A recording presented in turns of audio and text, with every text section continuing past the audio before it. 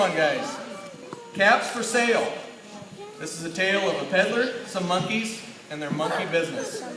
Told and illustrated by Esfer Slobodkina. Once there was a peddler who sold caps, but he was not like any ordinary peddler carrying his wares on his backs. He carried them on top of his head. First he had his own check cap, then a bunch of gray caps, then a bunch of brown caps, then a bunch of blue caps, and on the very top, a bunch of red caps. A whole bunch of caps. He walked up and down the streets, holding himself very straight so as not to upset his caps. As he went along, he called, "Caps! Caps for sale! 50 cents a cap!" One morning, he couldn't sell any caps. He walked up the street and he walked down the street, calling, "Caps! Caps for sale! 50 cents a cap!" But nobody wanted any caps that morning. Nobody wanted even a red cap. He began to feel very hungry, but he had no money for lunch. "I think I'll go for a walk in the country," said he, and he walked out of town slowly, so as not to upset his caps. He walked for a long time until he came to a great big tree. "That's a nice place for a rest," thought he, and he sat down very slowly under the tree and leaned back little by little against the tree trunk so as not to disturb the caps on his head. Then he put up his hand to feel if they were very straight. First he checked his own cap, then the gray caps, then the brown caps, then the blue caps, then the red caps on the very top. They were all there, so he went to sleep.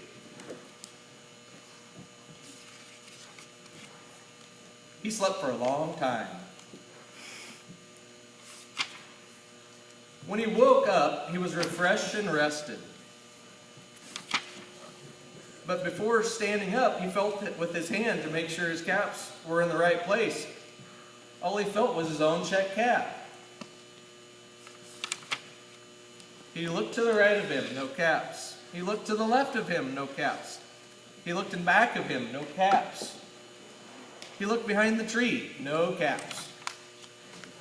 Then he looked up in the tree, and what do you think he saw?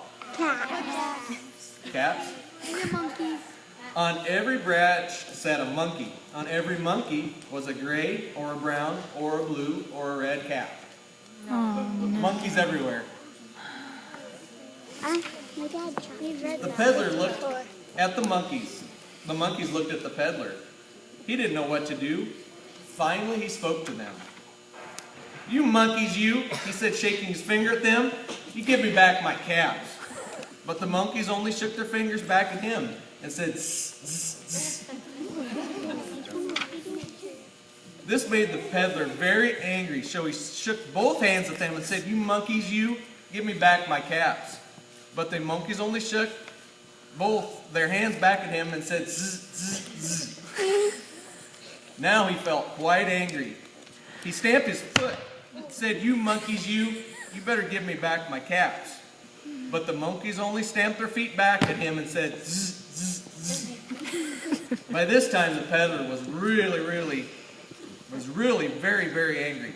He stamped both feet and shouted, "You monkeys, you must give me back my caps."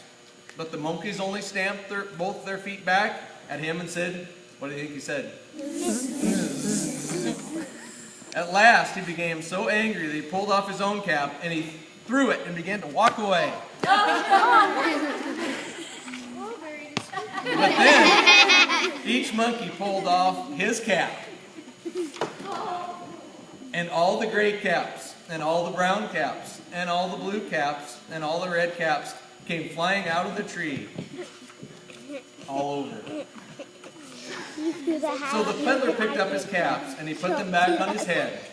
First his own check cap, then the gray caps, then the brown caps, then the blue caps, then the red caps on the very top. And slowly, he walked back to town calling, "Caps, caps for sale, 50 cents a cap." The end.